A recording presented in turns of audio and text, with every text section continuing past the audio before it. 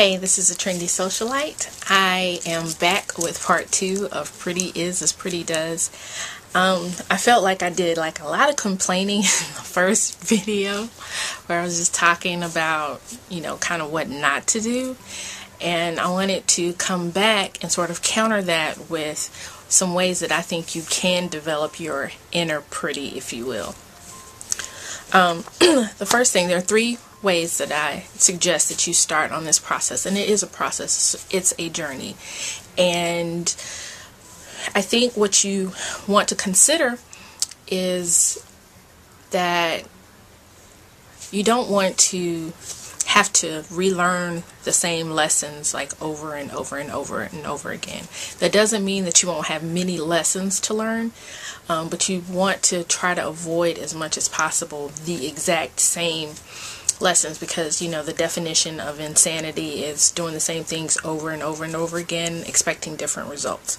So in this new year, a new you can work on these 3 things and develop them, make them a part of your life and your process and how you conduct yourselves. And I think you'll be really pleasantly surprised by some of the, if it doesn't change your circumstances, it'll change you and how you respond to them. And that's a lot of survival and maturity and that sort of thing, is how you respond to situations. That doesn't mean that they won't come. That doesn't mean that you won't have some trying times and some stressful situations. It's just how you respond to them. So the first thing is to develop your inner voice. And that definitely is a process. I remember when I was seeing a counselor a couple of years ago, one of the first things that she said is that we have to get you to trust your instinct again. And I didn't realize until she said it that I had stopped trusting my instinct. And that is something that can very easily happen, but it can also happen unknowingly to us. When you are lied to repeatedly and you're made to feel like your suspicions, your questions are unmerited and unwarranted and crazy and all that sort of thing, you start to lose touch with that inner voice, that thing that tells you, something isn't right, that don't sound right, that doesn't look right. You start not trusting that because, someone or some people are telling you, oh, you're crazy, girl, that is not the way it is. Why don't you trust me? All of those sorts of things. And you start not trusting yourself. So you want to develop your inner voice. You want to really learn how to develop it, and then learn how to listen to it and act upon it. And like I said, that is definitely a process. And it's even still a process for me, 2 years after that revelation. Just sort of feeling my way through stuff and thinking that it's me when sometimes it's not me, or it's not all me, or there's merit to what I feel and I just need to ask more questions. So you can develop your inner voice by praying. That is a must, I feel. You need to commune with God. You need to have a conversation with Him. You need to tell Him how you feel, and then listen to Him. And that's another thing that you can do is meditate. And that is where you're still and you're quiet and you listen. And you'll be able to listen to what's going on inside of you, what you're feeling. And in those times of prayer and meditation, a lot of times you'll get answers. One of the things that I remember hearing from a Dr. Creflo Dollar, I may have said this on a video, is he said that the absence of peace is as much an indication of what to do as is the presence of peace. A lot of times, especially as Christians, we say, oh, I have peace about it, so I know I can do it, or I know I'm supposed to go for it, or I know I'm not supposed to go for it. But when you don't have peace about something, a lot of times we go against that and we push for it anyway, because it's either something that people think we ought to do, or it seems right at the time, or it seems smart, or it seems like girl, why aren't you doing that? I mean, he looks like this, he's that, or, whatever, or she's that. And we go against what our gut, our instinct, our conscious, the Holy Spirit is telling us. And you don't want to do that. So you want to develop your voice so that even when you don't have any peace about a situation, you can have peace about not moving forward or not making that decision or not doing anything. And that has always been, ever since I heard Dr. Creflo Dollar say that has always sort of been a guiding force for me. So when I don't have peace about something, I don't make that decision. And I tell you, 9 times out of 10, that was the right thing to do, because something inevitably came up that just confirmed that not making that decision or not going that route was indeed the right thing to do. The other thing that you can do to develop your inner voice is to read the book of Proverbs.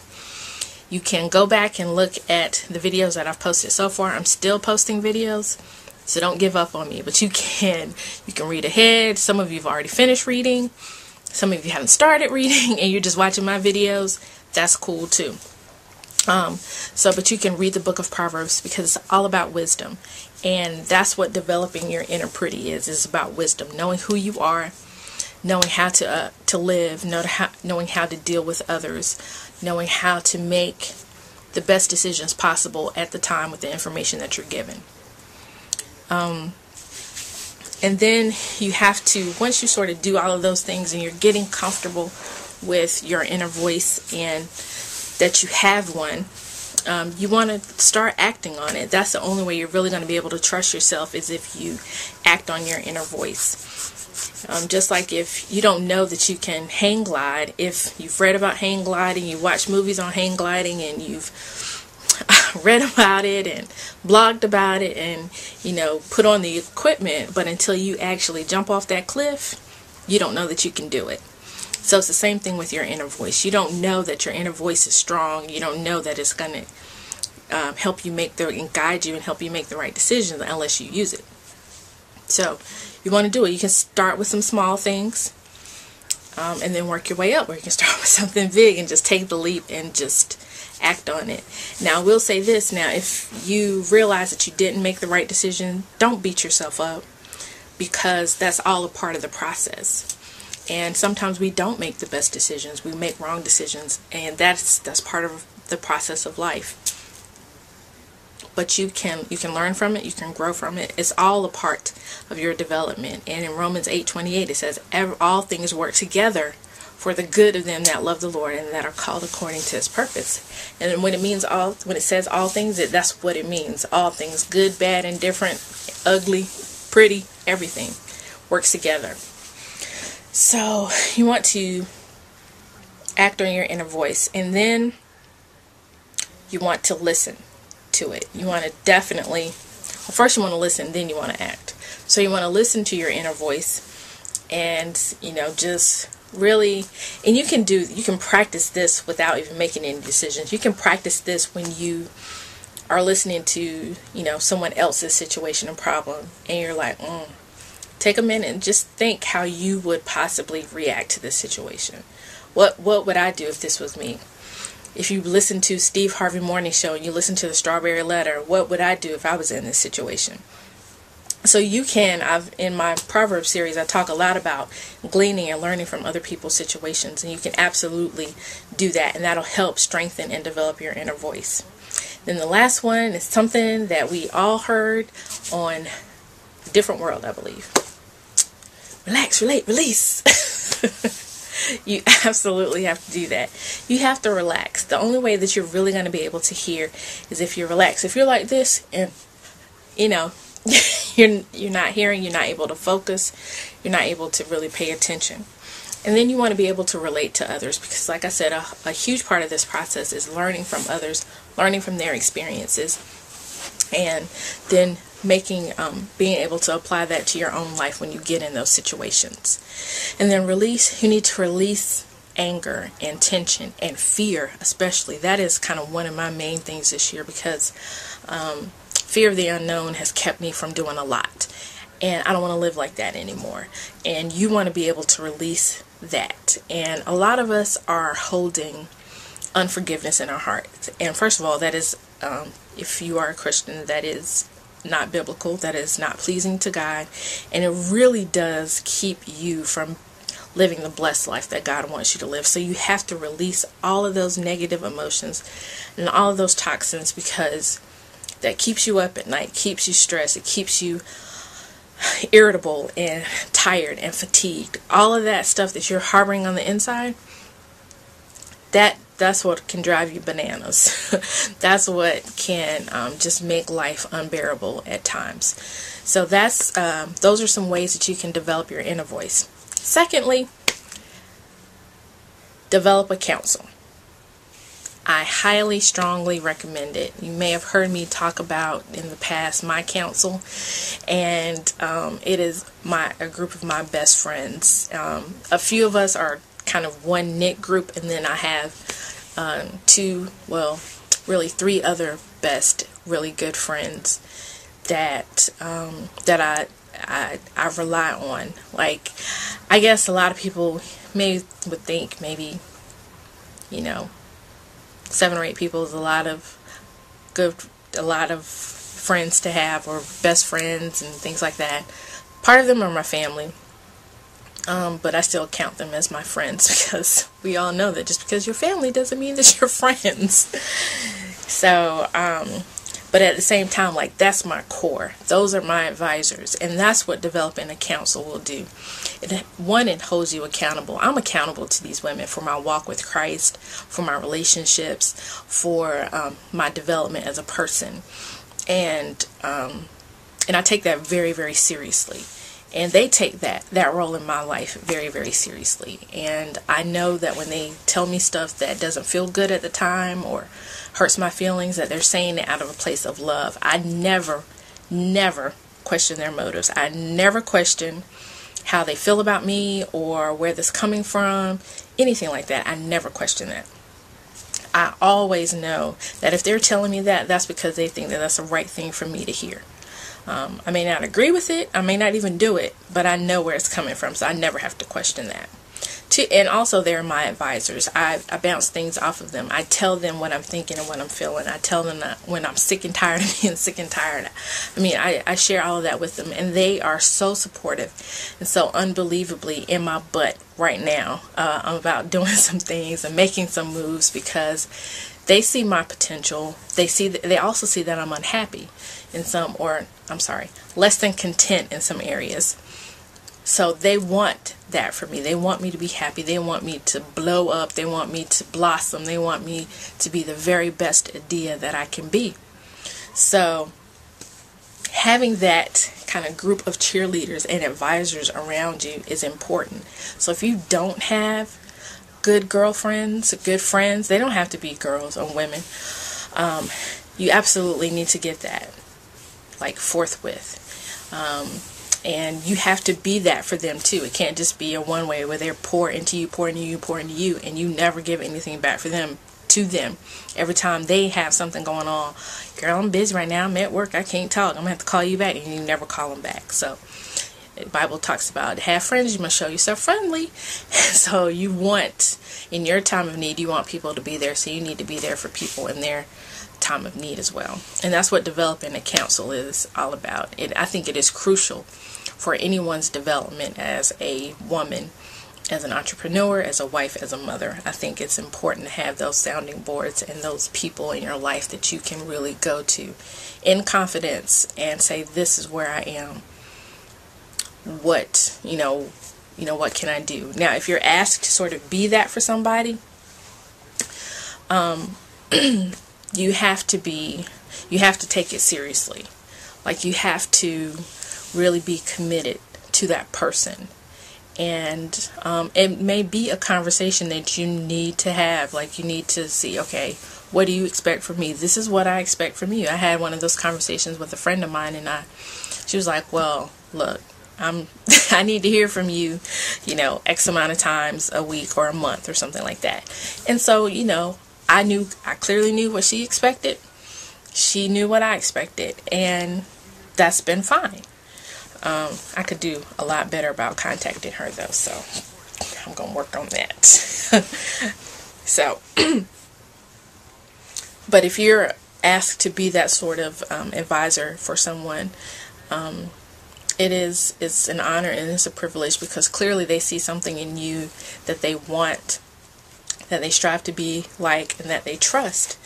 And you don't want to squander that, and you don't want to abuse that at all, and you want to make the most of that, because it can also be a growth opportunity for you, because you'll be able to see your own growth as you're sharing your stories and sharing your experiences and your advice with that person.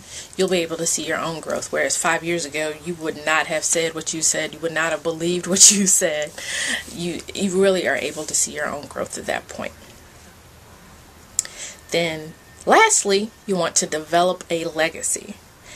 And that's what all of us needs to be about. We need to live every day of our life thinking about and developing our legacy. You know, they read that poem at people's funerals or at stuff about the dash. You know, what are you doing from the year that you're born to the year that you die? And that's what developing a legacy is. It's that dash. That dash is nothing but your legacy. And you can do that in several ways. The first thing that I would suggest, and the thing that I need to find some time to work on, is a vision board. There are lots of people on YouTube right now. I just saw one yesterday from Soulful, I believe. I'll put her name. And she did a beautiful vision board. You really need to check it out. Absolutely need to check it out. And so I do recommend that. I think Scandalous Beauty did one about a house, and she's also has, you know, like some regular ones or whatever. I highly recommend a vision board. My BFF in Chicago, Kim, she did one electronically on Oprah.com, so that's an option too as well. So develop a vision board. Secondly, you want to volunteer. There are always people less fortunate than we are. We are highly blessed. The fact that you're able to watch me on YouTube, you're blessed. So, you know, I just watched the Ted Williams story this morning, and so I know beyond a shadow of a doubt how blessed I am, because, you know, he's getting a second chance, and I mean, his experience hasn't been my experience. Not to say that, you know, I haven't gone through stuff too, but thankfully I've never been homeless. I've never had addiction problems like he's had, and that sort of thing that has affected my life like that. So volunteering really helps you to see how blessed you are, and that you have something to give back. Even though your life may be topsy-turvy in a lot of areas, you still have something to give. So I do highly recommend that you volunteer. Third thing, in order to develop your legacy, is to share your story. One of my favorite scriptures is in Revelation, where it talks about we overcome by the blood of the Lamb and the word of our testimony. And the only way a lot of people get through certain situations and don't give up hope is by knowing that you made it through the situation. So a lot of the things that we go through in life is not for us or about us, really. Sometimes it's for someone else. It is to help and to bless someone else's life, and to give them hope, and to give them just hope to go on. That some people, there was my mom had this crochet thing up about when you feel like you're at the end of your rope, tie a knot and hang on. Sometimes sharing our story is that knot that people need, so that they will be able to hang on. And then lastly, consider mentoring. And mentoring doesn't necessarily mean mentoring a child. You can mentor a teenager. You can mentor a young adult. You can mentor someone in your company. You can mentor someone in your sorority or your fraternity or some organization that you're in. There are all types of people that you can mentor. They don't necessarily have to be children. They can be adults. But